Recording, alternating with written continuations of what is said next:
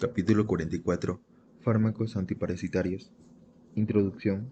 El término parasitismo se refiere a la relación entre dos especies en la que una, el parásito, se beneficia de la otra, el huésped, del que obtiene los nutrientes y otros recursos.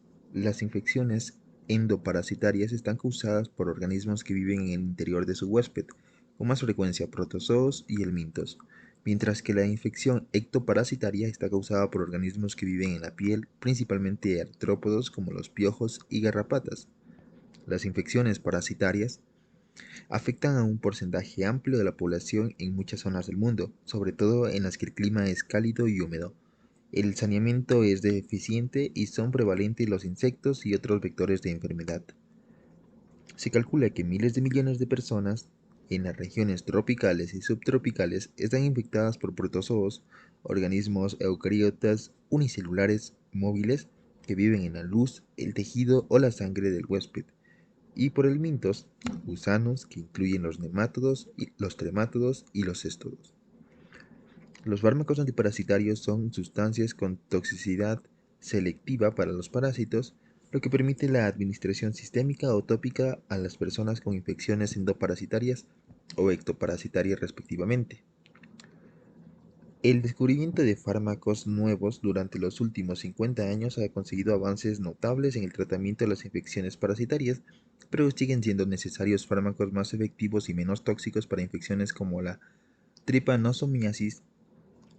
El albendazol y el mebendazol han mejorado mucho el tratamiento de las infecciones por nemátodos intestinales, mientras que el praziquantel ha revolucionado el tratamiento de las infecciones por tremátodos y céstodos.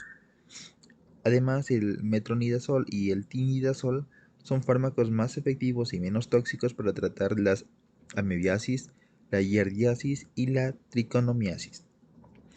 En la figura 44.1 se muestran los sitios y los mecanismos de acción de algunos fármacos antiparasitarios. La tabla 44.1 contiene información sobre las causas y el tratamiento de numerosas infecciones parasitarias. Este capítulo se centra en los fármacos antiparasitarios más utilizados y los que son un avance importante en el tratamiento de estas infecciones. Debido al aumento de la inmigración y de los viajes internacionales, los profesionales sanitarios atienden infecciones endoparasitarias que son poco frecuentes en su población local de pacientes. También se nombra algunos fármacos antibacterianos y antifúngicos, por ejemplo, tetraciclina o anfotericina B, como tratamientos de elección o alternativos. Estos fármacos se analizan luego. Fármacos para inyecciones por protozoos, luminales y tisulares.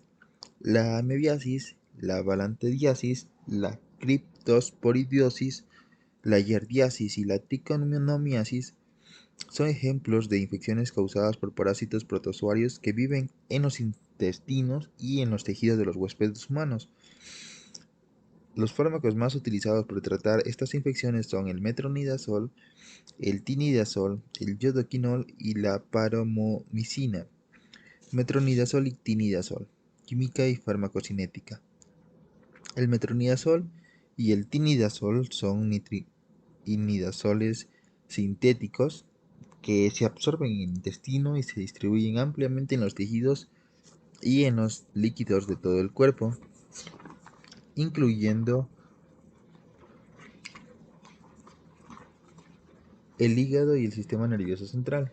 Estos fármacos se metabolizan ampliamente mediante el CYP3A4 antes de su excreción renal y su concentración sérica puede estar influida por el uso concurrente de fármacos que inhiben o inducen esta enzima. El tinidazol tiene una semivida bastante más larga que el metronidazol, 13 horas frente a 8 horas, y puede administrarse con menos frecuencia. Ambos fármacos se administran por vía normalmente oral y existe un preparado de metronidazol intravenoso para tratar infecciones graves. Mecanismos de acción y usos químicos y clínico. La actividad antiparasitaria del metronidazol y el tinidazol están relacionadas con la formación de radicales libres nitro, en los que el grupo nitro de estos fármacos se reduce mediante la pirovatorferredoxina oxidorreductasa, una enzima presente en los parásitos anaerobios. Los radicales libres atacan el DNA y las proteínas causando un efecto citotóxico. El metronidazol y el tinidazol son los fármacos más apropiados para tratar infecciones causadas por entamoeba histolítica, giardia intestinalis y tricomonas vaginales. El tinidazol es más efectivo que el metronidazol contra la mayoría de los patógenos sensibles, con una tasa de curación más alta en un plazo más corto. Además, el tinidazol es un activo que en algunas cepas de estos parásitos resistentes al metronidazol. Algunas El metronidazol y el tinidazol se utilizan también para tratar infecciones por bacterias anaerobias como Bacteroides fragilis, Helicobacter pylori y Clostridium difficile. La amebiasis se transmite por vía fecal oral y suele ser asintomática, aunque algunas personas presentan síntomas de leves a graves. Los pacientes sintomáticos tienen por lo general una infección intestinal que puede producir disentería, diarrea con heces sanguinolientas, fiebre y dolor abdominal. Algunos pacientes presentan una enfermedad extraintestinal como una infección hepática y absceso o peritonitis. El tratamiento de la amebiasis consiste en amebicidas luminales que erradican los microorganismos intestinales y amebicidas tisulares que atacan el microorganismo de los tejidos intestinales y extraintestinales infectados. El metronidazol y el tinidazol son amebicidas tisulares que suelen combinarse con un amebicida luminal, por ejemplo iodoquinol, para tratar las infecciones sintomáticas. El tinidazol cuya cura alrededor del 90% de los pacientes con amebiasis intestinal o extraintestinal de 3 a 5 días de tratamiento. La giardiasis es la infección parasitaria más frecuente en Estados Unidos y está causada por el protozoe flagelado Giardia intestinalis, presente en todo el mundo. La giardiasis se transmite por vía fecal oral y se contrae habitualmente al beber agua de arroyos, lagos contaminados que contienen la forma quística del parásito. La infección causada por dolor abdominal, meteorismo, diarrea persistente y pérdida de peso, y es más frecuente en niños. Una dosis alta única de tinidazol cura alrededor del 90% de los pacientes con giardiasis, mientras que el metronidazol se administra 3 veces al día durante 5 días para tratar esta infección. La tricomoniasis es una enfermedad de transmisión sexual que produce vaginitis en las mujeres, pero normalmente es asintomática en los hombres.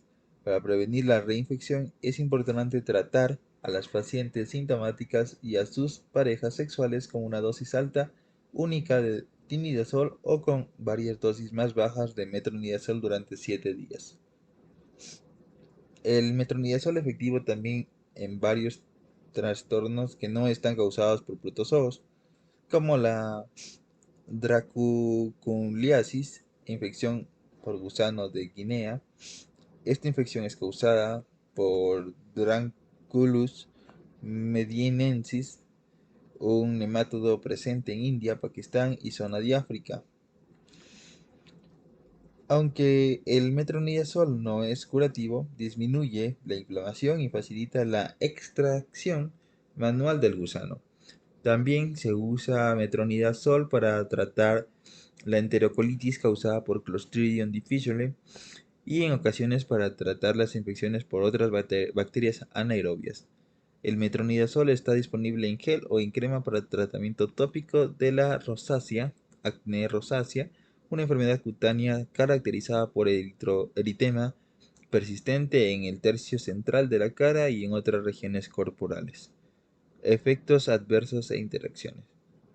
La tolerabilidad del metronidazol y el tinidazol es buena, por lo general, pero puede causar molestias digestivas como náuseas, vómito, sabor metálico y leucopenia o trombopenia transitoria. Para disminuir los efectos secundarios digestivos, los pacientes deben tomar estos fármacos con alimentos. Debido a los posibles efectos adversos en el embrión y en el feto, Estos fármacos están contraindicados en el primer trimestre del embarazo. El metronidazol y el tinidazol pueden potenciar el efecto anticoagulante de la warfarina, por lo que si el tratamiento es prolongado, puede ser necesario reducir la dosis de la warfarina. El metronidazol puede causar también una reacción tipo, tipo disulfirán con etanol, por lo que estos pacientes no deben beber alcohol durante el tratamiento. Yodoquinol, paramomicina, diloxanida y nitazoxanida. El yodoquinol, la paramomicina y el fuarato de diloxanida son amebicida luminales, pero no amebicidas tisulares. Puede utilizarse el único amebicida luminal para tratar a los portadores asintomáticos de entamoeba histolítica, pero debe combinarse con un amebicida tisular para tratar a los pacientes con enfermedad sintomática, como la disentería mediana y el absceso hepático. La combinación de preferencia es habitualmente el tinidazol o metronidazol seguido de paramomicina o yodoquinina. Yodoquilol. El yodoquilol puede utilizarse también para tratar infecciones por Entamoeba fragilis, un parásito protozoo liminal que causa la diarrea y dolor abdominal. La criptosporidiosis es una enfermedad diarreica habitualmente autolimitada, pero puede causar diarrea crónica en pacientes inmunodeprimidos, como los que tienen el síndrome de inmunodeficiencia adquirida. La nitazoxamida es un fármaco antiprotozoario, activa contra varios protozoos intestinales como Cryptosporidium parvum, Chargia lamblia y Entamoeba histolítica. Este fármaco es un inhibidor no competitivo de la purivato ferredoxina oxidorreductasa.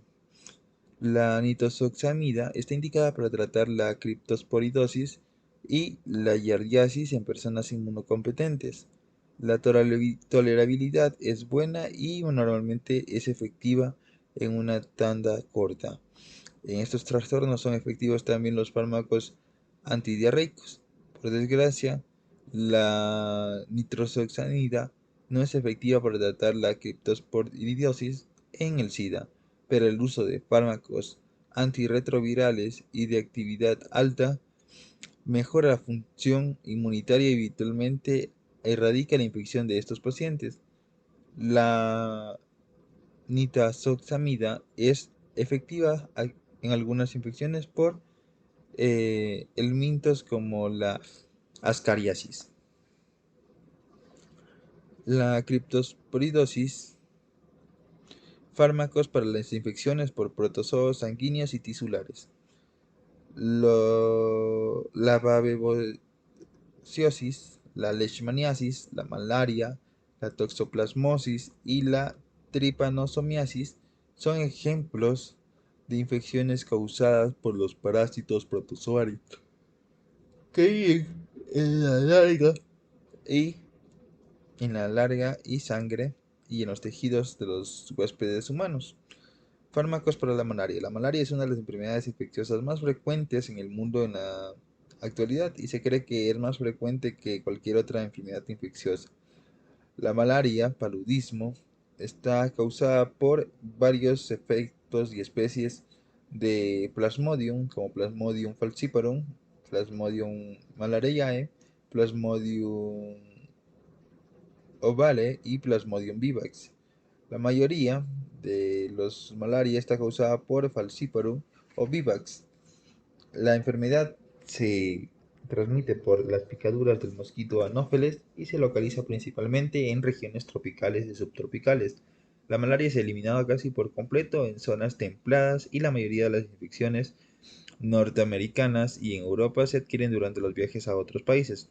No obstante, en el sur de Estados Unidos y en México sigue habiendo epidemias periódicas de malaria transmitida por mosquitos. La malaria se transmite cuando los mosquitos infectados inyectan esporozoitos de Plasmodium en la sangre del huésped. Los esporozoitos invaden el hígado donde presentan esquizogonia exoeritrocítica multiplicación asexual para formar esquizontes tisulares multinucleados. Estos esquizontes dividen su citoplasma para formar miles de merozoitos que pasan a la sangre donde infectan los eritrocitos y presentan esquizogonia eritrocítica repetida cuando infectan otros eritrocitos. La liberación asincrónica de merozoitos eritrocíticos es responsable de la fiebre episódica característica de la malaria. Durante una infección por Plasmodium falciparum o vivax, los picos febriles se producen a días alternos. La enfermedad causada por falciparum, malaria terciana maligna, es más grave que la causada por vivax, malaria terciana benigna, en parte porque falciparum causada un grado más alto de parasitemia y produce una temperatura persistentemente más alta durante los periodos entre los picos febriles, mientras que Vivax y Ovale tienen una fase exoeritrocítica persistente, falciparum y malariae no. Para erradicar esta persistente fase y prevenir la recidiva de la malaria, los pacientes infectados por Vivax o Ovale deben tratarse con primaquina, un esquizonticida tisular. Sitios y mecanismos de acción. La primaquina inhibe la esquizogonia exoeritrocítica. Los demás antipalúdicos inhiben la esquizogonia eritrocítica, como se explica en las secciones siguientes. Cloroquina y quinina. La quinina se ha utilizado durante siglos para tratar la malaria hasta que fue reemplazada por la cloroquina después de la Segunda Guerra Mundial. A finales de la década de 1950, empezó a aparecer la resistencia a la cloroquina que se propagó gradualmente a la mayoría de las zonas del mundo en las que la malaria era endémica, en la década de 1980. Fármacos nuevos han reemplazado gradualmente la cloroquina, pero en algunas zonas ha aparecido resistencia a la malaria a estos fármacos. En la actualidad se utiliza habitualmente terapia farmacológica combinada para tratar la malaria. La cloroquina, mefloquina y la quinina utilizan una estructura química parecida. No se han identificado con claridad sus mecanismos de acción. Algunos datos incluyen que impiden la degradación del grupo hemo durante la utilización de la hemoglobina por el parásito de los eritrocitos infectados. La única zona en la que la mayoría de Plasmodium falciparos es sensible a la cloroquina son las islas del Caribe, América Central, al oeste del Canal de Panamá y partes de Oriente Próximo y del norte de África. En estas zonas sensibles a la cloroquina sigue siendo el fármaco de elección para prevención y tratamiento de todos los tipos de malaria, aunque se debe combinar con la primaquina para erradicar Vivax o Ovade. Los efectos adversos más frecuentes de la cloroquina son síntomas digestivos, náuseas y vómitos, y son pocos frecuentes distintas alteraciones hematológicas, neurológicas y electrocardiográficas. La sobredosis tóxica puede causar lesión retiniana e incluso ceguera. En las embarazadas, la cloroquina debe utilizarse con precaución porque puede causar tanto daño fetal. La cloroquina puede empeorar la psoriasis y en algunas poblaciones es frecuente el prurito. Mefloquina. La mefloquina era un fármaco muy efectivo en la malaria resistente a la cloroquina cuando empezó a utilizarse en la década de 1980, pero las tasas de curación han bajado mucho en el sudeste asiático. Este fármaco se usa para profilaxis y tratamiento de la malaria por falciparum, en la que se sabe que es efectiva y la combinación artesunato-mefloquina es el tratamiento de primera línea en zonas del sudeste asiático y de Sudamérica. La mefloquina se administra por vía oral, sufre metabolismo hepático, tiene una semivida de 14 días y se elimina por la bilis y las heces. La mefloquina puede causar náuseas, vómitos, mareo y cefalea. Las dosis más altas utilizadas para tratar la malaria pueden causar en ocasiones un síndrome neuropsiquiátrico caracterizado por alucinaciones, ansiedad, confusión, convulsiones y coma. También puede causar leucopenia y trombocitopenia, así como bradicardia y arritmias. Primaquina. La primaquina es un derivado aminoquinolina activo contra la fase tisular exoeritrocítica de Vivax y Ovale. No está claro su mecanismo de acción, pero puede formar quinonas que oxidan y destruyen las membranas de los esquizontes. Al erradicar los plasmodios tisulares, la primaquina impide la reaparición de microorganismos procedentes del hígado y la recidiva de la infección. La primaquina no es activa contra la fase eritrocítica de estos microorganismos y debe combinarse con cloroquina y con otros fármacos para tratar las infecciones de Vivax y Ovale. La primaquina puede causar anemia hemolítica en pacientes con déficit hereditario de glucosa 6-fosfatasa deshidrogenasa, debido a que o G6PD, debido a que la capacidad de este fármaco para oxidar y destruir las membranas del eritrocito. La hemólisis se produce porque no hay G6PD suficiente para generar suficiente nicotinamida adenina dinucleótido fosfato, NADP, para mantener el glutatión reducido y evitar la oxidación de las membranas de los eritrocitos. Las personas que presentan este tipo de anemia hemolítica tienen sensibilidad a la primaquina. Esta reacción también puede causarla otros fármacos con propiedades oxidantes como las sulfamidas y las sulfonas, artesunato y artemeter. La búsqueda de fármacos nuevos para tratar la malaria por falciparum multiresistente llevó a identificar artemisinina como ingrediente activo de Artemisia annua, una planta utilizada en la medicina tradicional china durante más de 2 milenios.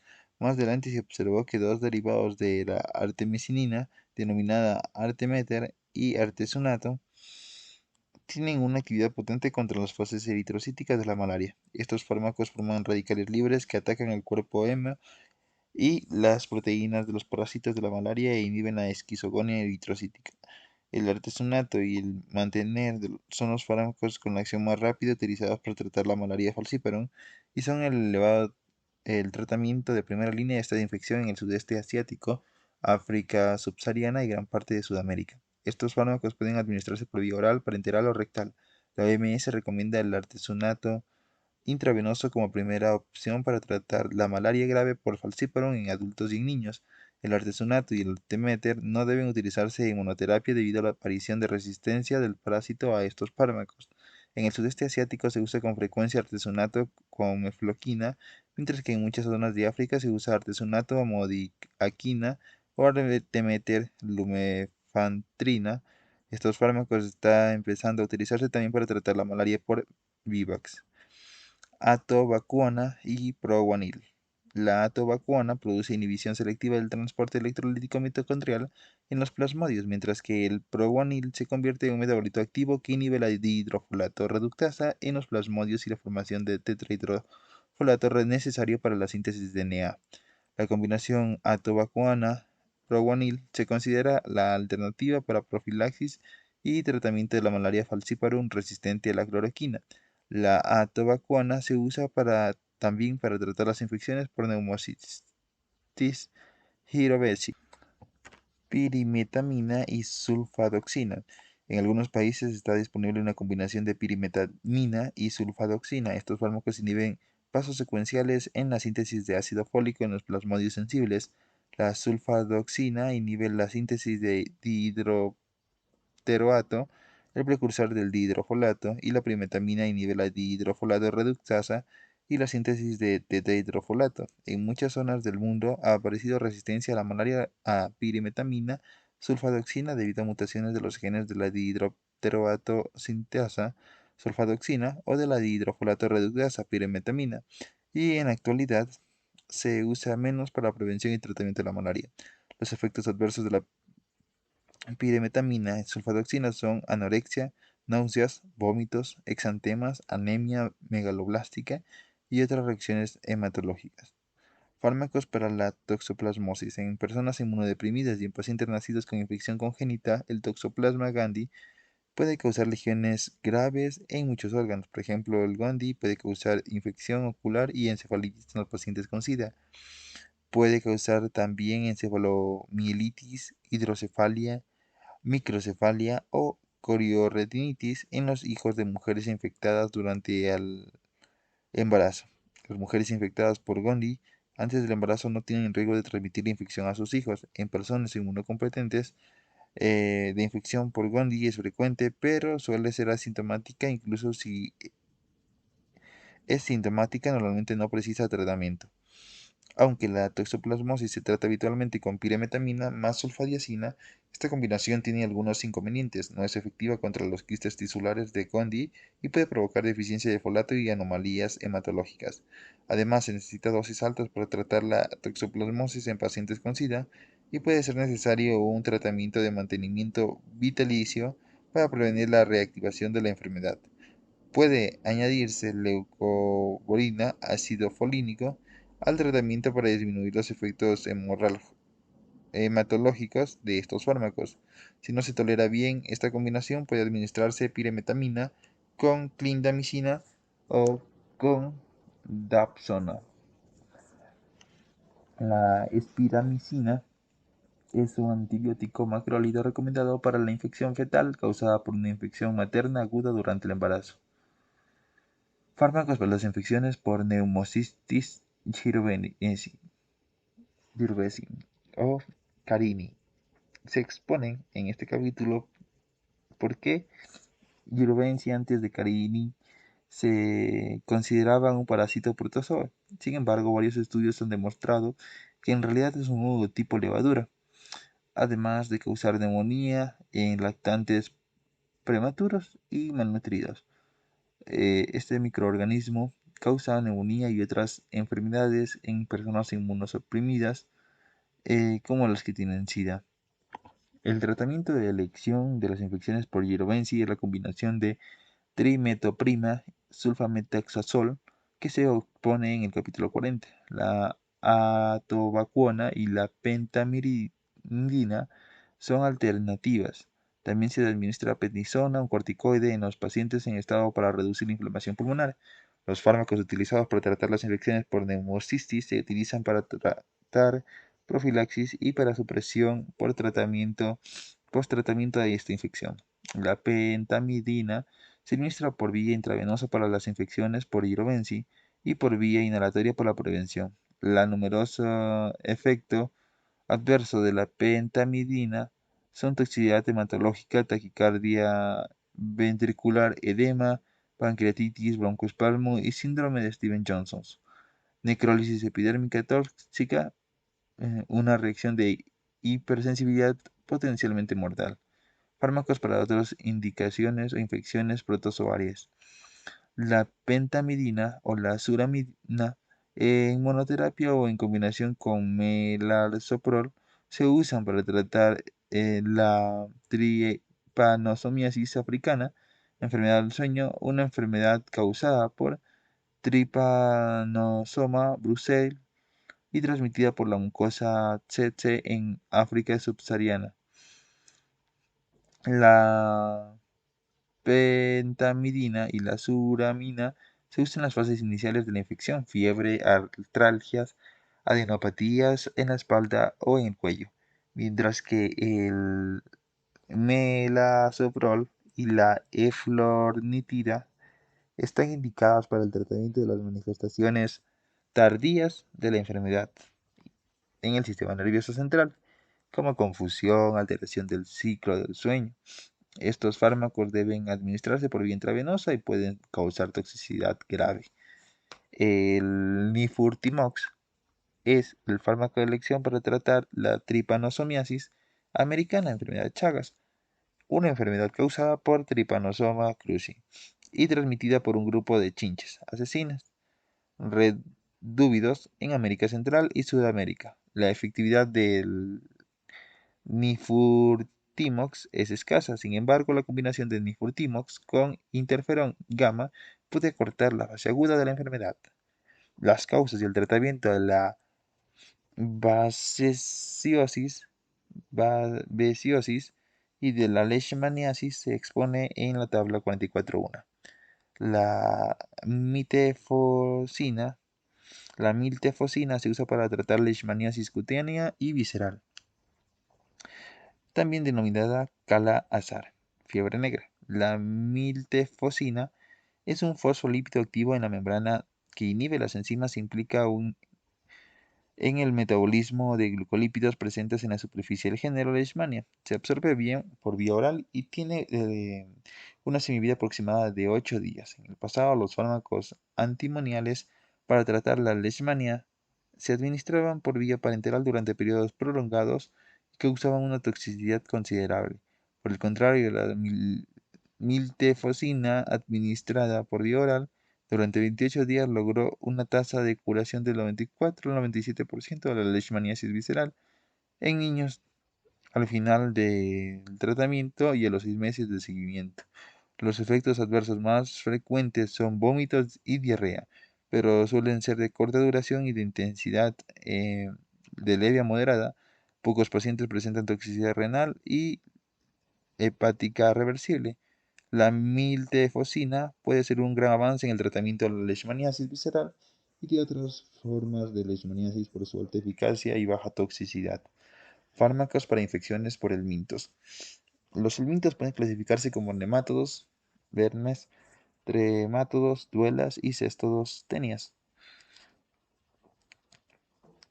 Hay fármacos efectivos para tratar la mayoría de las infecciones por helmintos, pero el coste del tratamiento puede ser elevado y muchas infecciones quedan sin tratar. La OMS y algunos organismos públicos han logrado, han promocionado programas de tratamiento para algunas infecciones como la oncocercosis, ceguera de los ríos y la esquistosomiasis. Los fármacos utilizados para tratar las infecciones por helmintos se denominan antihelmínticos. La mayoría de estos fármacos actúan inhibiendo el metabolismo del parásito, por ejemplo, albendazol, o mediante parálisis muscular, ivermectina, paracicuantel o prirantel. En muchos casos, una dosis única y pocas dosis del fármaco son curativas. Fármacos para las infecciones nematodos: albendazol y mebendazol. Química y farmacocinética. El albendazol y los fármacos relacionados son benzimidazoles poco hidrosolubles y con escasa biodisponibilidad oral. Solo alrededor del 5% del albendazol y el 10% del mebendazol se absorbe con el estómago vacío, pero la absorción aumenta mucho si se administra el fármaco con alimentos ricos en grasa. El albendazol se convierte en albendazol sulfóxido en el epitelio intestinal y mediante metabolismo hepático de primer paso y su metabolito es responsable de la actividad sistémica y el fármaco es del 40% aproximadamente de la concentración plasmática. Estos fármacos se eliminan mediante metabolización y excreción renal. Mecanismos de acción: los benzimidazoles se unen a la beta-tubulina inhiben la polimerización de los dímeros de tubulina y la formación de microtúbulos y citoplasmáticos de los plásmidos de glucógeno y disminución de la producción de energía que provocan inmovilización y muerte. Espectro e indicaciones. El albendazol y el mebendazol se utilizan principalmente para tratar las infecciones por nematodos intestinales como la escariasis, filariasis, la infección por urinaria, anquilostoma, la infección por oxuro, lombrices intestinales y la tricuriasis. Para la triconosis, el fármaco antihelmíntico se combina habitualmente con un corticoide, por ejemplo prednisona, para disminuir la inflamación. Como se muestra en la tabla, el albendazol se usa también para dos infecciones por cestodos, la cistocircosis y la equinocosis. Para la hidratación y la hidatosis, los tratamientos son el albendazol, que se combina habitualmente con una aspiración quirúrgica. No se recomienda el tratamiento de la cistocircosis fuera del sistema nervioso central porque es benigna. Para la cistocircosis del sistema nervioso central, el albendazol o el praziquantel pueden ser efectivos combinados con un corticoide, por ejemplo dexametasona, para disminuir la inflamación causada por la muerte del quiste. El albendazol se usa también para tratar la microespirosidosis, una infección causada por varias especies de protozoos intestinales. Resistencia parasitaria. La resistencia de las benzimidazoles Es un problema mundial en la actualidad, es vegetariana, pero todavía no supone un problema relevante en el sistema humano. Efectos adversos y contraindicaciones. La tolerabilidad del albendazol y del mebendazol es óptima. Los efectos adversos son escasos y los efectos secundarios más frecuentes del albendazol y el metabendazol son síntomas digestivos leves y estreñimiento o diarrea. Las dosis altas de albendazol empleadas para tratar la equinocosis pueden causar hepatitis o toxicidad hematológica. Todos los benzimidazoles están contraindicados durante el embarazo por su potencial para inhibir la mitosis y alterar el desarrollo fetal. Pirantel. El pirantel es un derivado pirimidínico. Este fármaco activa los receptores de acetilcolina nicotínicos en los músculos somáticos de los receptores de los nematodos, causando un bloqueo neuromuscular despolarizante. Una suspensión del líquido del propanoato de pirantel se administra en niños y adultos con infección por uncinaria, anquilostoma o infección por oxiuro. Este fármaco se absorbe poco en el intestino y actúa principalmente en el tubo digestivo. Está disponible sin receta y su tolerabilidad es óptima por lo general, pero pueden causar calambres abdominales, anorexia, diarrea y vómitos. Ivermectina, química farmacocinética. La ivermectina es un derivado semisintético de la ivermectina, un antibiótico con una lactona macrocítica obtenido de Streptomyces avernuria. Se absorbe bien en el intestino, sufre biotransformación hepática y se excreta en las heces con una semivida de eliminación de 25 horas aproximadamente. Mecanismo de acción: la ivermectina aumenta la permeabilidad al cloro de las células musculares de los invertebrados. Esto hiperpolariza la membrana celular y causa parálisis de los músculos faringeos en los helmintos. Se cree que la ivermectina activa el canal de cloro activado por glutamato en los tejidos invertebrados, pero no tienen efecto en la permeabilidad del ion cloruro o cloro en el tejido de los mamíferos. Espectro e indicaciones. La ivermectina es un fármaco antihelmíntico de amplio espectro activo contra una amplia variedad de nemátodos. Se ha usado para tratar numerosas infecciones por helmintos intestinales de animales domésticos y mascotas. En el ser humano se utiliza para tratar la estrogileitiasis, la oncocercosis y la larva migrans cutánea. La ivermectina ha revolucionado el tratamiento de la oncocercosis. Se activa contra las microfilarias, larvas en primera fase localizadas en la piel de Onchocercas valvulus, incluso a una dosis muy baja. Cuando se administra una dosis anual, puede prevenir la oncocercosis ocular, que demuestra o se denomina ceguera de los ríos. Es necesario un tratamiento repetido porque el fármaco no es activo contra los parásitos adultos y solo impide la maduración de la descendencia de la filariasis.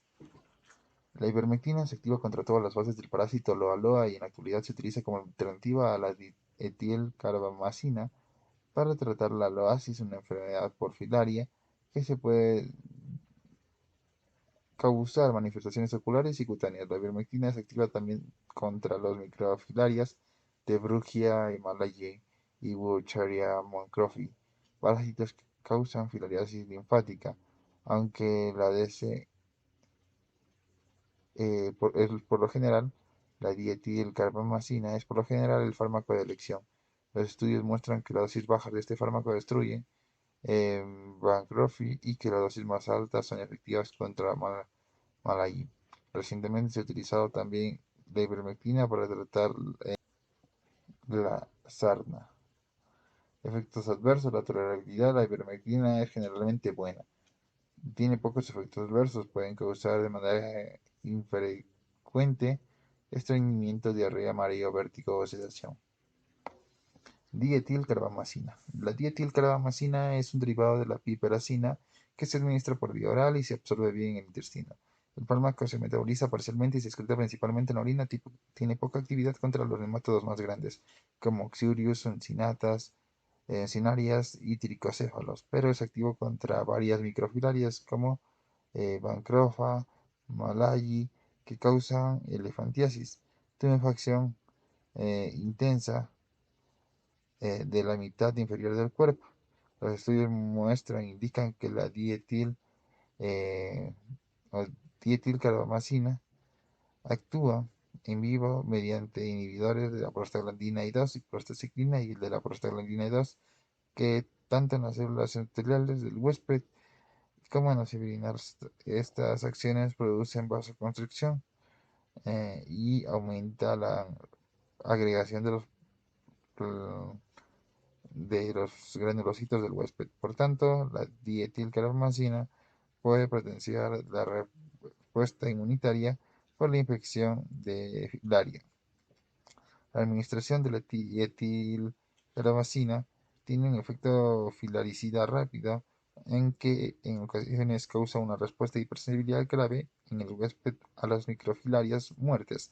Para prevenir estas reacciones se emplea con dosis bajas que aumentan gradualmente se conforman se eliminan los parásitos. Se ha recomendado adquirir antes una tanda de toxicilina para eliminar la bacteria de las que dependen las microfilarias para su desarrollo.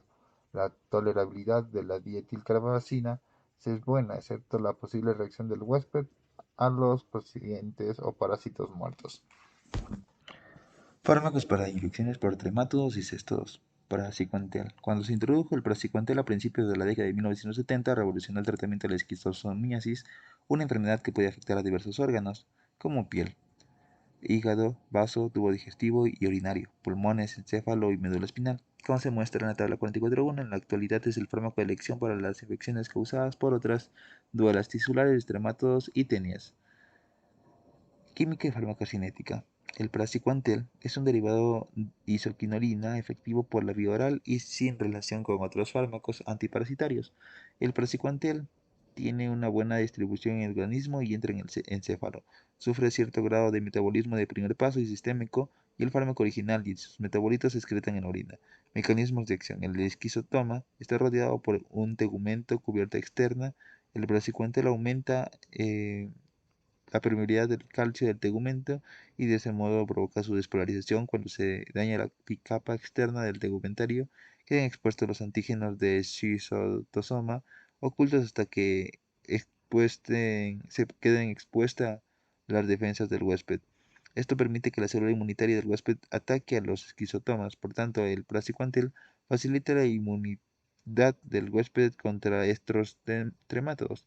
Se desconoce el mecanismo de acción por el cual este fármaco en otros tremátodos y en los estos, pero se cree que es parecido al que actúa en la esquistosomiasis.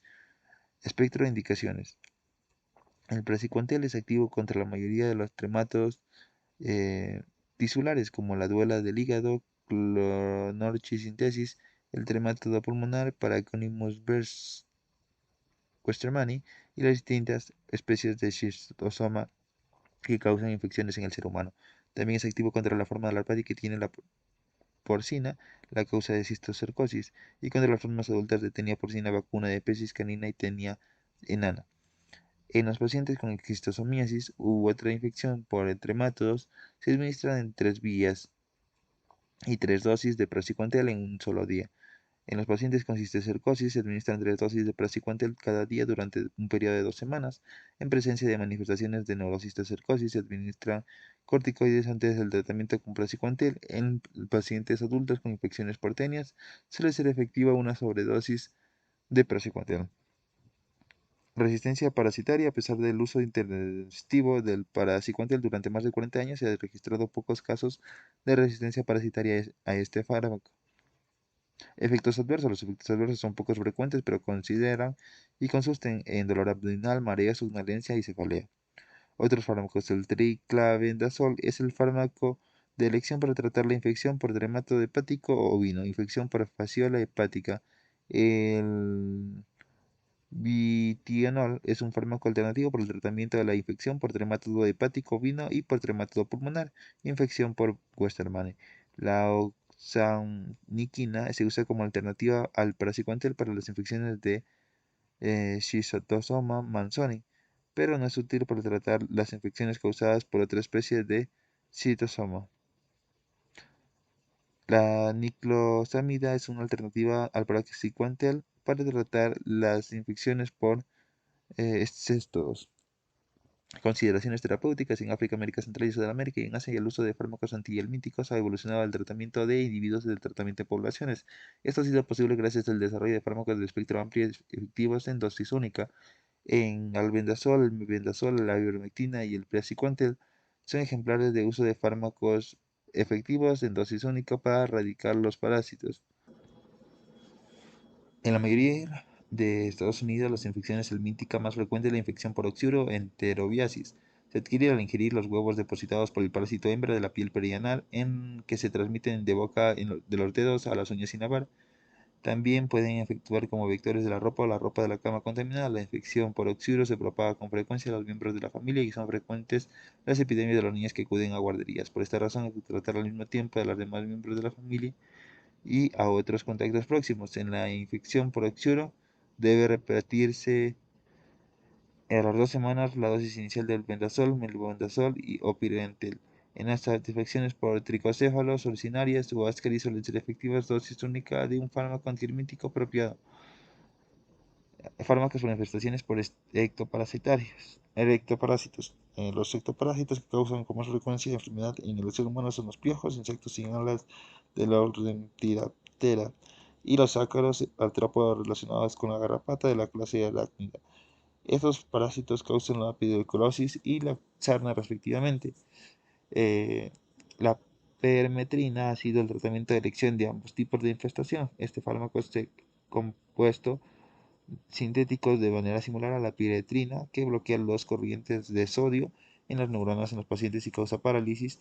Para la pediculosis se aplica un líquido para saturar el pelo y el cuero cabelludo y se aclara después de 10 minutos. Para la sarna se aplica una crema de la piel desde la cabeza hasta los pies y se mantiene en la piel durante 8 horas como mínimo antes de lavarse. Un tratamiento único con permetrina puede ser efectivo para ambas infestaciones, pero debe repetirse la semana si sigue habiendo parásitos. Está aumentando la resistencia de los parásitos a la permetrina. El Spinosad es un fármaco nuevo aprobado para tratar los piojos de la cabeza en los pacientes de 4 años o más. Está disponible para la aplicación tópica en el pelo y en el cuero cabelludo. El Spinosad contiene dos compuestos, espinosina A y D, obtenidos de la bacteria del suelo Actinomycetos. Antes de estar disponible para su uso clínico, se utilizaba como insecticida para matar diversos insectos. Se cree que activa los receptores de acetilcolina nicotínicos, causando contracciones musculares seguidas de parálisis, de manera parecida a la succinilcolina en la unión neuromuscular del mamífero.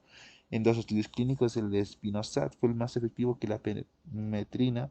El 86% de los pacientes tratados con Spinosad estaban sin piojos 2 semanas después de la última aplicación, frente al 44% de los tratados con permetrina. Además,